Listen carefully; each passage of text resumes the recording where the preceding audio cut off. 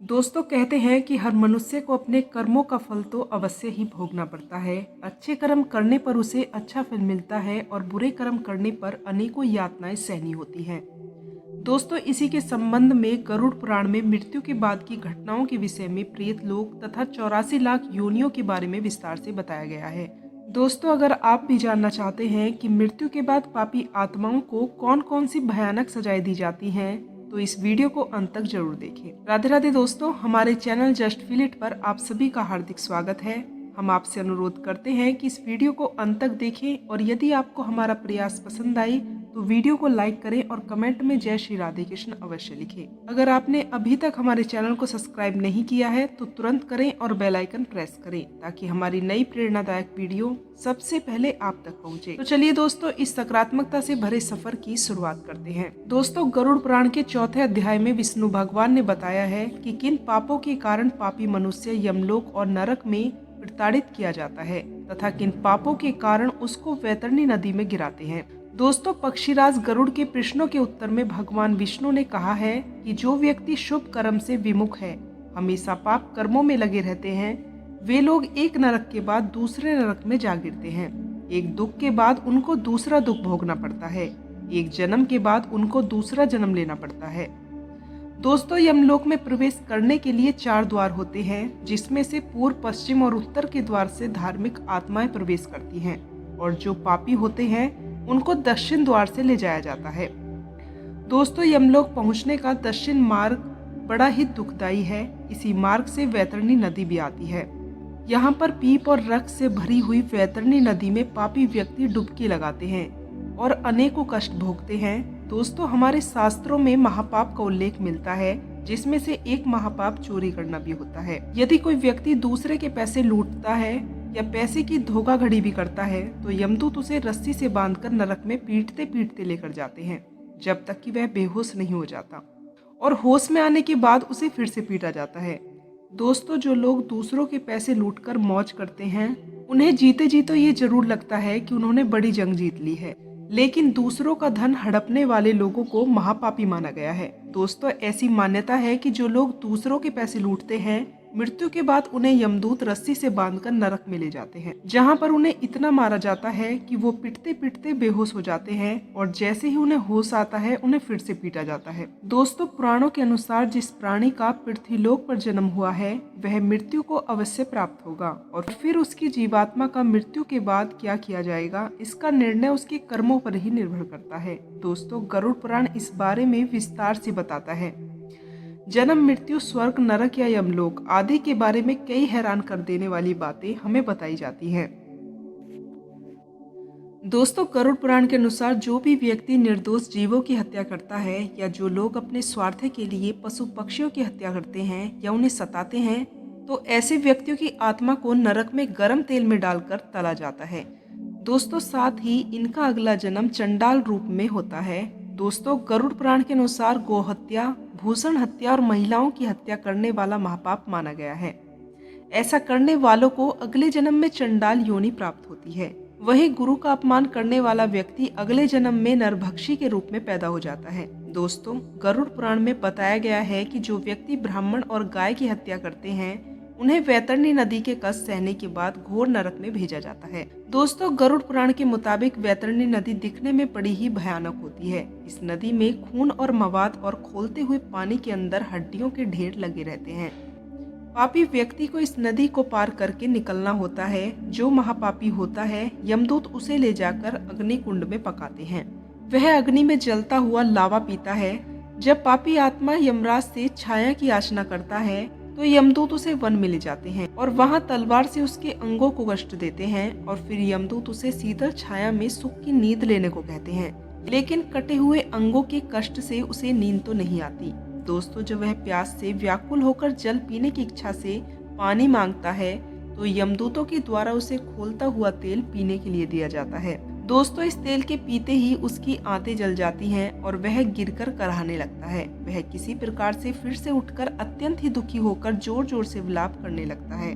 दोस्तों, जो लोग दूसरों की संपत्ति हड़पते हैं, उनकी आत्माओं को बंदी बनाकर नरक में भेज दिया जाता है। उन्हें यहाँ तक मारा जाता है कि जब तक वह बेहोश न हो जाएं, और होश में आने के बाद उन्हें फिर से मारा जाता है।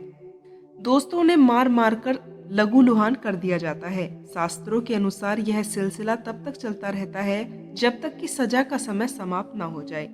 दोस्तों, हिंदू धर्म के शास्त्रों में अहिंसा का बहुत महत्व है। गरुड़ पुराण में भी यह बताया गया है कि निर्दोष जीवों की हत्या करना एक बहुत ही बड़ा पाप होता है।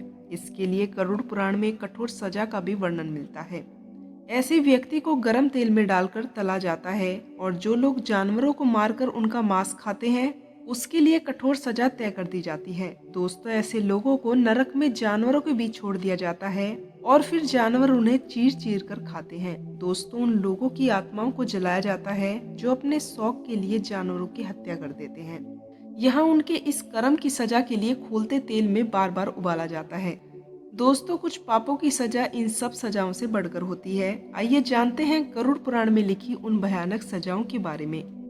दोस्तों, गरुड़ पुराण में ऐसे व्यक्तियों के लिए बेहद ही खतरनाक सजा दी जाती है जो बड़े बुजुर्गों का अपमान करते हैं या उन्हें घर से निकाल देते हैं। ऐसे व्यक्तियों को नरक की आंच में तब तक जलाया जाता है जब तक कि उनकी खाल न निकल आए। दोस्तों, हिंदुओं का प्राचीन धर्मशास्त्र मनुस्मृति के 3 अध्याय में एक बहुत ही प्रसिद्ध पंक्ति है, यात्रा पूजते ते रमनते तंत्र देवता है। अर्थात जहाँ स्त्रियों का सम्मान होता है, वहीं पर देवताओं का वास होता है। दोस्तों, गरुड़ पुराण के मुताबिक महिलाओं के साथ दुष्कर्म करने वाले या उन्हें धोखा देने वाले व्यक्तियों को जानवरों की श्रेणी में रखा गया है। ऐसे व्यक्तियों को नरक में मलमूत्र से भरे हुए तालाब में डाल दिया जाता है, और उसे जीवित रहने के लिए वही सब खाना पीना होता है। दोस्तों, हमारे शास्त्रों में कहते हैं कि ऐसे पति पत्नी जो एक दूसरे के साथ केवल तब तक रहते हैं जब तक एक दूसरे के पैसे का उपभोग कर सकें, उन्हें मृत्यु के बाद नरक भोगना ही पड़ता है। दोस्तों, ऐसे लोगों को नरक में लोहे की गर्म सलाखों से पीटा जाता है। दोस्तों, गरुड़ पुराण को भगवान विष्णु का स्वरूप माना जाता है। इस महापुराण में भगवान विष्णु ने अपने प्रिय वाहक गरुड़ देव को जीवन, मरण, पुण्य और पाप के विषय में विस्तार से बताया है। दोस्तों, साथ ही उन्होंने यह भी बताया है कि मनुष्य को अपने जीवन काल में किन किन कर्मों के कारण नरक अथवा स्वर्ग में प्रस्थान मिलता है। साथ ही उन्होंने यह भी बताया है कि मनुष्य को अपने जीवन काल में किन किन कर्मों का नरक या स्वर्ग में स्थान मिलता है। दोस्तों, गरुड़ पुराण के अनुसार व्यक्ति अपने जीवन काल में जिस तरह के कर्म करता है, उसी के आधार पर मृत्यु के बाद उसे मोक्ष या नरक की प्राप्ति होती है। दोस्तों, इस महापुराण में भगवान विष्णु ने बताया है कि व्यक्ति को अपने जीवन में लोगों का अपमान कभी भी नहीं करना चाहिए। ऐसा इसलिए क्योंकि उनका अपमान करना व्यक्ति के लिए विनाशकारी हो सकता है। दोस्तों, जो व्यक्ति माता पिता, गुरु, आचार्य तथा पूज्य जनों का अपमान करते हैं, वह मृत्यु के बाद वैतरणी में समा जाते हैं। दोस्तों, इस श्लोक के माध्यम से श्री हरि बता रहे हैं कि व्यक्ति को अपने जीवन काल में 5 लोगों का अपमान तो कभी नहीं करना चाहिए। सर्वप्रथम पालन पोषण और सदैव अपनी संतान का हित चाहने वाले माता पिता का, उन्हें तो भगवान का स्वरूप मानकर पूजा करनी चाहिए। दोस्तों, उनको अपमान करना पाप के समान ही होता है। इसके अतिरिक्त गुरु और आचार्य का अपमान करना व्यक्ति के लिए विनाशकारी साबित हो सकता है। ऐसा इसलिए क्योंकि गुरु को ब्रह्मा का रूप माना गया है, और व्यक्ति इनके कारण ही अपने जीवन को सफल और ख्याति अर्जित कराता है। इसलिए उनका अपमान करना देवताओं का अपमान करने के समान ही होता है। दोस्तों, सदैव इन सब का ही सम्मान करें और इनकी हमें भगवान के रूप में पूजा करनी चाहिए। अंत में भगवान विष्णु बताते हैं कि जो व्यक्ति पूज्य अर्थात साधक व साधु जनों का अपमान करते हैं, वह भी पाप के भागीदार होते हैं। ऐसे व्यक्ति को वैतरणी में सजा दी जाती है। दोस्तों, गरुड़ पुराण के अनुसार ऐसे पति पत्नी जो एक दूसरे को केवल लाभ या उपभोग की वस्तु समझते हैं, नरक में उनकी आत्माओं को मारा जाता है, और यह सिलसिला बहुत लंबे समय तक चलता है। केवल यही नहीं, बल्कि शास्त्रों में यह भी बताया गया है कि गुरु हमें अच्छे और बुरे का ज्ञान देते हैं, इसलिए गुरु को पिता के समान माना जाता है और गुरु की पत्नी को माँ का दर्जा दिया जाता है। दोस्तों, गरुड़ पुराण के अनुसार गुरु की पत्नी के बारे में बुरा सोचने वाले को महापापी कहा गया है। ऐसे लोगों को मरने के बाद जयंती नामक नरक भोगना ही पड़ता है। वहीं जो लोग दूसरों के पति या पत्नी पर बुरी नजर रखते हैं, मरने के बाद नरक में उनके अंगों को गर्म लोहे से पीटा जाता है। दोस्तों, गरुड़ पुराण में आत्महत्या को नंदनीय अपराध माना गया है, क्योंकि धर्म के अनुसार कई योनियों के बाद मानव जीवन मिलता है। ऐसे में उसे व्यर्थ गवा देना तो मूर्खता ही होती है। दोस्तों, कहते हैं कि जो व्यक्ति आत्महत्या करता है उसकी आत्मा हमारे बीच ही भटकती रहती है। उसे स्वर्ग या नरक में स्थान नहीं मिलता और न ही उसे किसी योनि में दोबारा जीवन ही मिलता है। दोस्तों, ऐसी आत्माओं को तब तक ठिकाना नहीं मिलता जब तक कि उनका समय चक्र पूर्ण नहीं हो जाता। इसलिए आत्महत्या करने के बाद जो जीवन होता है वो ज्यादा कष्टकारी होता है। दोस्तों, आत्महत्या का अर्थ है स्वयं को मारना। जब व्यक्ति अपने जीवन के दुखों को झेल नहीं पाता तो वह आत्महत्या का सहारा लेता है। व्यक्ति को लगता है कि इस तरीके से वह सभी कष्टों से छुटकारा पा सकता है, लेकिन इससे आत्मा की परेशानियां और भी बढ़ जाती हैं। दोस्तों, आत्महत्या कानून के अनुसार तो गलत है ही, साथ ही गरुड़ पुराण में भी इसे महापाप माना गया है। कई लोग परिस्थितियों से हारकर आत्महत्या कर लेते हैं, लेकिन ऐसा करके वह अपनी आत्मा के साथ ही बुरा कर रहे हैं। तो दोस्तों, जानते हैं गरुड़ पुराण के अनुसार आत्महत्या के बाद हमारी आत्मा को क्या क्या सहना पड़ता है। दोस्तों, मनुष्य को जीवन भगवान ने सत्कर्म करने के लिए दिया है। ऐसे में आत्महत्या करना अर्थात अपने जीवन का नाश करना होता है। दोस्तों, हिंदू धर्म के अनुसार 52 अरब वर्ष और 84 लाख योनियों में भटकने के बाद मानव शरीर मिलता है। सभी योनियों में से मानव योनि को सर्वश्रेष्ठ माना गया है। एक मानव ही है जिसमें विवेक जैसी दुर्बल गुण पाए जाते हैं। ऐसे में आत्महत्या करके मनुष्य अपने शरीर को गवाकर एक पाप ही करता है। साथ ही साथ उस मनुष्य की यह सबसे बड़ी मूर्खता होती है। दोस्तों, आत्महत्या करने वाला व्यक्ति सोचता है कि उसे सभी कष्टों से मुक्ति मिल जाएगी, लेकिन ऐसा नहीं है। गरुड़ पुराण के अनुसार जब कोई व्यक्ति आत्महत्या करता है तो उसकी आत्मा मृत्यु लोक में भटकती रहती है। ऐसे व्यक्ति की आत्मा को ना तो स्वर्ग ही मिलता है और ना ही नरक। ऐसे में आत्मा अद्र यानी कि बीच में ही लटक जाती है। इसलिए आत्महत्या के बाद आत्मा का सफर और भी कष्टकारी हो जाता है। दोस्तों, शास्त्रों के अनुसार जब आत्मा शरीर में अपना सफर पूरा कर लेती है तो वह खुद ही शरीर छोड़ देती है। जब आत्मा स्वाभाविक तरीके शरीर को छोड़ती है तो उसे तुरंत नया शरीर प्राप्त हो जाता है, लेकिन आत्महत्या के बाद लंबे समय तक आत्मा भटकती रहती है और ऐसा भी माना जाता है कि आत्महत्या करने वाले लोग भूत भी बन जाते हैं। दोस्तों, गरुड़ पुराण में अनेक पापों का वर्णन किया गया है, जिसे करने के बाद व्यक्ति को वैतरणी नदी के घोर कष्टों में जलना पड़ता है। संक्षेप में इन पापों को जानते हैं, जिसके कारण आत्मा को वैतरणी नदी के कष्ट दिए जाते हैं। दोस्तों, गरुड़ पुराण के अनुसार बाल हत्या करने वाली स्त्री और गाय की हत्या करने वाले तथा गर्भपात कराने वाले सभी पापी व्यक्तियों को वैतरणी नदी में गिराया जाता है। इसके अलावा गुरु देवता, बालक, ब्राह्मण अथवा स्त्री के धन को चुराने वाले को वैतरणी नदी में कष्ट भोगने ही पड़ते हैं।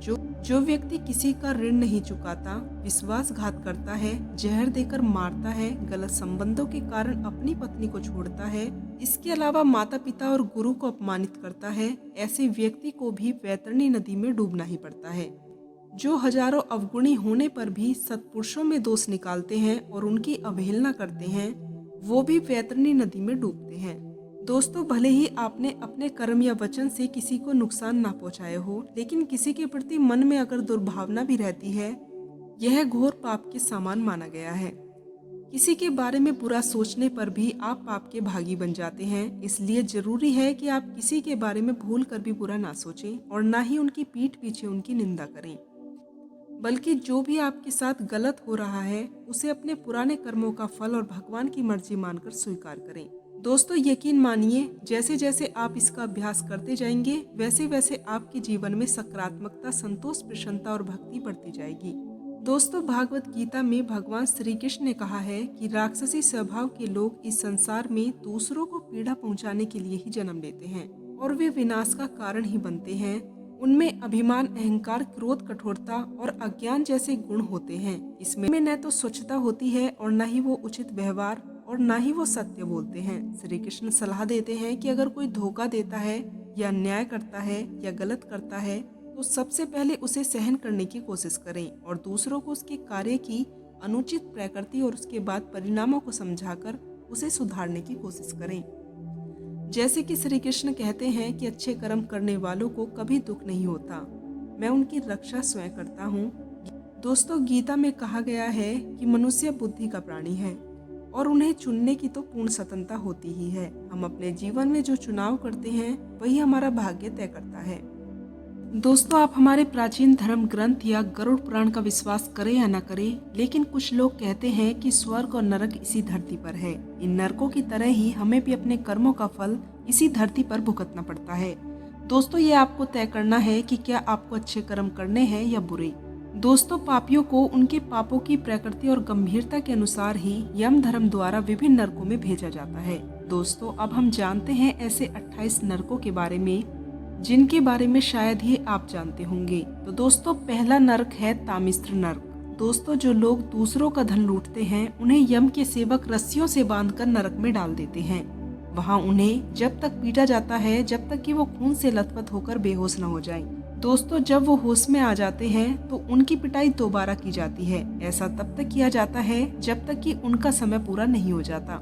दोस्तों, दूसरा नरक है अंधतामिस्त्र नरक। यह नरक उन पति या पत्नियों को दिया जाता है जो अपनी पत्नियों का साथ केवल तभी तक देते हैं जब तक उनको उनका व्यवहार अच्छा लगता है, जब उन्हें लाभ या सुख की आवश्यकता होती है। जो लोग बिना किसी स्पष्ट कारण के अपनी पत्नी या पतियों को छोड़ देते हैं उन्हें भी यहाँ भेजा जाता है। दोस्तों, उनकी सजा लगभग एक जैसी ही होती है, लेकिन पीड़ितों को जकड़े जाने पर जो असहनीय पीड़ा होती है उससे वे बेहोश होकर नीचे गिर जाते हैं। दोस्तों, तीसरा नरक है रौरव नरक। यह नरक उन पापियों के लिए होता है जो किसी दूसरे व्यक्ति की संपत्ति या साधनों को हड़प कर उनका आनंद लेते हैं। दोस्तों, जब इन लोगों को इस नरक में फेंक दिया जाता है तो जिन लोगों को उन्होंने धोखा दिया है वे एक भयानक सांप का रूप धारण कर लेते हैं। साथ ही उन्हें तब तक पूरी तरह से पीटते हैं जब तक कि उनका समय पूरा नहीं हो जाता। दोस्तों, चौथा नरक होता है महारौरव नरक। यहाँ रूरू नाग भी है, लेकिन ज्यादा भयंकर। जो लोग वेद उत्तराधिकारियों उनकी विरासत को नकारते हैं और दूसरों की संपत्ति पर कब्जा करके उनका आनंद लेते हैं, उन्हें ये भयानक नाग लगातार अपने चारों ओर कुंडली मारकर दबाते और काटते रहते हैं। दोस्तों, जो लोग किसी दूसरे आदमी की पत्नी या प्रेमिका को चुराते हैं उन्हें भी यहाँ फेंक दिया जाता है। दोस्तों, पांचवा नरक है कुंभी पाक नरक। यह नरक उन लोगों के लिए है जो अपने मजे के लिए जानवरों की हत्या करते हैं। यहाँ बड़े बड़े बर्तनों में तेल उबाला जाता है और पापियों को इस बर्तन में डुबाया जाता है। दोस्तों, छठा है काल सूत्रम नरक। यह नरक बहुत गर्म नरक माना जाता है। जो लोग अपने बड़ों का सम्मान नहीं करते, खासकर तब जब उनके बड़े अपने कर्तव्य का पालन कर चुके हैं, तो उन्हें यहाँ भेज दिया जाता है। यहाँ उन्हें इस असहनीय गर्मी में इधर उधर भागना पड़ता है और वह थक कर गिर जाते हैं। दोस्तों, सातवां नरक है असी पत्रवन। यह वह नरक है जिसमें पापी अपने कर्तव्य का परित्याग कर देते हैं। उन्हें यम के सेवक तेज धार वाली तलवार के आगे की पत्तियों से बने हुए कोड़ों से मारते हैं। यदि वे कोड़े के डर से भागते हैं तो वो पत्थर और कांटों से टकराकर मुंह के बल गिर पड़ते हैं। फिर उन्हें तब तक चाकुओं से मारा जाता है जब तक कि वो बेहोश नहीं हो जाते। दोस्तों, जब उन्हें होश आता है तो यही प्रक्रिया उन्हें दोबारा दोहराई जाती है जब तक कि इस नरक में उनका समय पूरा नहीं हो जाता। दोस्तों, आठवां नरक है करमुखम नरक। जो शासक अपने कर्तव्य की उपेक्षा करते हैं और कुशासन द्वारा अपनी प्रजा पर अत्याचार करते हैं, उन्हें इस नरक में दंडित किया जाता है। दोस्तों, उन्हें पूरी तरह पीटकर कुचल दिया जाता है। जब वे ठीक हो जाते हैं तो यह सब दोबारा दोहराया जाता है जब तक कि उनका समय पूरा नहीं हो जाता। दोस्तों, नौवां नरक है अंधकूपम नरक। यह नरक उन लोगों के लिए है जो अच्छे लोगों पर अत्याचार करते हैं और संसाधन होने के बावजूद भी उनकी मदद नहीं करते। दोस्तों, उन्हें एक ऐसे कुएं में धकेल दिया जाता है जहां शेर, बाघ, चील जैसे जानवर और सांप, बिच्छू जैसे जहरीले जीव रहते हैं। दोस्तों, पापियों को अपनी सजा की अवधि समाप्त होने तक इन जानवरों के लगातार हमले सहने पड़ते हैं। दोस्तों, 10वां नरक है तृप्त मूर्ति नरक। जो लोग सोने और जवाहरात लूटते हैं या चोरी करते हैं उन्हें इस नरक की भट्टियों में डाल दिया जाता है जो हमेशा धधकती आग से गर्म रहती है। दोस्तों, 11वां नरक है कृम भोजनम नरक। जो लोग अपने मेहमानों का सम्मान नहीं करते और पुरुषों या महिलाओं का इस्तेमाल सिर्फ अपने फायदे के लिए करते हैं, उन्हें इस नरक में फेंक दिया जाता है। दोस्तों, कीड़े मकोड़े और सांप उन्हें जिंदा खा जाते हैं। जब उनका शरीर पूरी तरह से खा लिया जाता है तो पापियों को नए शरीर दिए जाते हैं, उन्हें भी इस तरीके से खाया जाता है। यह तब तक चलता रहता है जब तक कि उनकी सजा की अवधि पूरी नहीं हो जाती। दोस्तों, 12वां नरक है सलमाली नरक। यह नरक उन पुरुषों और महिलाओं के लिए है जिन्होंने व्यभिचार किया है। लोहे से बनी एक आकृति को लाल गरम करके वहां रखा जाता है। पापी को इसे गले लगाने के लिए मजबूर किया जाता है, जबकि यम के सेवक पीछे से उन्हें कोड़े मारते रहते हैं। दोस्तों, 13वां नरक है ब्रज कंटक नरक। यह नरक उन पापियों के लिए होता है जो जानवरों के साथ अप्राकृतिक संभोग करते हैं। यहाँ उन्हें लोहे की मूर्तियों को गले लगाने के लिए मजबूर किया जाता है, जो उनके शरीर में छेद करने वाली नुकीले हीरे की सुइयों से भरे होते हैं। दोस्तों, 14वां नरक है वैतरणी नरक। दोस्तों, सत्ता का दुरुपयोग करने वाले शासकों और अभिचारियों को यहाँ फेंक दिया जाता है। यह सजा का सबसे भयानक स्थान है। यहाँ एक नदी है जो मानव के मल, रक्त, बाल, हड्डियों, नाखून, मांस और सभी प्रकार के गंदे पदार्थ से भरी रहती है। दोस्तों, यहाँ विभिन्न प्रकार के भयानक जानवर भी होते हैं। जो लोग इसमें फेंके जाते हैं उन पर ये जानवर हर तरीके से हमला करते हैं और उन्हें मारते हैं। पापियों को अपनी सजा की अवधि इस नदी के पानी पर गुजारनी पड़ती है। दोस्तों, 15वां नरक है पयोदकम नरक। दोस्तों, यह नरक मल, मूत्र, रक्त, कफ से भरा हुआ कुआं होता है। जो पुरुष संभोग करते हैं और बिना शादी के इरादे से महिलाओं को धोखा देते हैं, उन्हें जानवरों की तरह मारा जाता है। जो लोग जानवरों की तरह गैर जिम्मेदारी से घूमते हैं ताकि वे इसके पानी से प्रदूषित हो जाएं, उन्हें अपना समय पूरा होने तक यहीं रहना होता है। दोस्तों, 16वां नरक है प्राण रोधक नरक। यह नरक उन लोगों के लिए होता है जो कुत्ते और दूसरे दुष्ट जानवरों को पालते हैं और खाने के लिए लगातार जानवरों का शिकार करते हैं और उन्हें मारते हैं। यहाँ यम के सेवक पापियों के इर्द गिर्द इकट्ठे होते हैं और उन्हें लगातार अपमानित करते हुए उनके अंग काट देते हैं।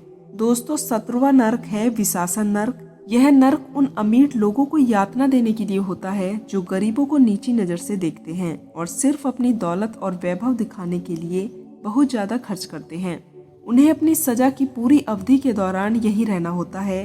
यहाँ उन्हें यम के सेवकों द्वारा लगातार भारी डंडों से पीटा जाता है। दोस्तों, 18वां नरक है लाल भक्षम नरक। दोस्तों, यह वासनालु पुरुषों के लिए नरक है। जो कामुक व्यक्ति अपनी पत्नी को अपना वैर निगलने के लिए मजबूर करते हैं, उन्हें इस नरक में डाला जाता है। लाल भक्ष वैर्य का समुद्र होता है। पापी इसमें लेटा रहता है और अपनी सजा की अवधि तक केवल वीर्य पीता है। दोस्तों, 19वां नरक है सार मैदान नरक। खाने में जहर मिलाना, सामूहिक हत्या करना, देश को बर्बाद करना जैसे सामाजिक काम करने वालों को इस नरक में डाला जाता है। यहाँ खाने के लिए कुत्ते के मांस के अलावा कुछ नहीं होता। इस नरक में हजारों कुत्ते हैं और वे पापियों पर हमला भी करते हैं और अपने दांतों से उनके शरीर का मांस नोचने लगते हैं। दोस्तों, 20वां नरक है अविसी नरक। यह नरक उन लोगों के लिए होता है जो झूठी गवाही और झूठी कस्में खाने के दोषी होते हैं। उन्हें बहुत ऊंचाई से फेंका जाता है और जब वे जमीन पर आकर पड़ते हैं तो वो बुरी तरह से धूल में मिल चुके होते हैं। दोस्तों, उन्हें फिर से जीवन में वापस लिया जाता है और उनके समय के अंत तक यह सजा दोबारा दोहराई जाती है। दोस्तों, 21वां नरक है अहपान नरक। दोस्तों, जो लोग शराब और अन्य पेय पदार्थ पीते हैं उन्हें यहाँ पर भेजा जाता है। महिलाओं को तरल रूप में पिघला हुआ लोहा पीने के लिए दिया जाता है, जबकि पुरुषों को अपने सांसारिक जीवन में हर बार शराब पीने के लिए गर्म तरल पिघला हुआ लावा पीने के लिए मजबूर किया जाता है। दोस्तों, 22वां नरक है शार्कर्दम नरक। जो लोग पशु और मानव बलि चढ़ाते हैं और बलि के बाद मांस खाते हैं, उन्हें इस नरक में फेंक दिया जाता है। वे सभी जीव जो उन्होंने पहले मारे थे, वे सब यहाँ होंगे और वे पापियों पर हमला करेंगे, उन्हें काटेंगे और उन्हें कुचलने के साथ ही मिट्टी में मिला देंगे। दोस्तों, यहाँ उनकी चीखें और शिकायतें बेकार होंगी। दोस्तों, 23वां नरक है सुला प्रोतम नरक। जो लोग दूसरों की जान लेते हैं जिन्होंने उन्हें कोई नुकसान नहीं पहुंचाया हो और जो लोग विश्वासघात करके दूसरों को धोखा देते हैं, उन्हें इस नरक में भेजा जाता है। यहाँ उन्हें एक त्रिशूल पर लटका दिया जाता है और उन्हें अपनी सजा की पूरी अवधि इसी स्थिति में बिताने के लिए मजबूर किया जाता है। यहाँ उन्हें तीव्र भूख और प्यास के साथ सभी यातनाएं सहनी पड़ती हैं। दोस्तों, 24वां नरक है दंड शुका नरक। डींग हाँकने वाले और अच्छे लोगों का अपमान करने वाले लोगों को इस नरक में डाला जाता है। दोस्तों, यम के सेवक पापियों को उल्टा टांग कर रखते हैं और उन्हें तरह तरह से प्रताड़ित करते हैं। दोस्तों, 25वां नरक है दंड सुकम नरक। दोस्तों, जो पापी दूसरों को जानवरों की तरह सताते हैं, उन्हें यहाँ भेजा जाता है। यहाँ बहुत से जानवर हैं, उन्हें यह जानवर जिंदा खा जाते हैं। दोस्तों, 26वां नरक है वात रोधन नरक। दोस्तों, यह नरक उन लोगों के लिए होता है जो जंगलों, पहाड़ों और पेड़ों पर रहने वाले जानवरों पर अत्याचार करते हैं। इस नरक में फिकने के बाद पापियों को इस नरक में आग, जहर और विभिन्न हथियारों से प्रताड़ित किया जाता है। दोस्तों 27वां नरक है पर्यावरण नरक। दोस्तों जो व्यक्ति भूखे व्यक्तियों को भोजन देने से मना करते हैं और उनके साथ दुर्व्यवहार करते हैं, उसे यहाँ फेंक दिया जाता है। जैसे ही पापी यहाँ आते हैं, उनकी आंखों में कौवे और चील जैसे पक्षियों की चोंच चुभाई जाती है। बाद में जब तक उनकी सजा पूरी नहीं हो जाती, तब तक ये पक्षी उनकी आंखों में चोंच चुभाते ही रहते हैं। दोस्तों 28वां नरक है सूची मुखम नरक। दोस्तों घमंडी और कंजूस लोग जो जीवन की बुनियादी जरूरतों के लिए भी पैसा खर्च करने से इनकार करते हैं, जैसे कि बेहतर खाना, अपने रिश्तेदार या दोस्तों के लिए खाना खरीदना, उन्हें इस नरक में जगह मिलती है। जो लोग उधार लिए हुए पैसे नहीं चुकाते, उन्हें भी इस नरक में डाला जाता है। यहाँ उनके शरीर पर लगातार सुइयां चुभाई जाती हैं और छेद कर दिए जाते हैं। दोस्तों मैं उम्मीद करती हूँ कि आपको यह समझ आ गया होगा कि पापियों को मिलने वाली सजा क्या होती है। दोस्तों आपका मेरे साथ यहाँ तक जुड़े रहने के लिए दिल से धन्यवाद। दिल से धन्यवाद।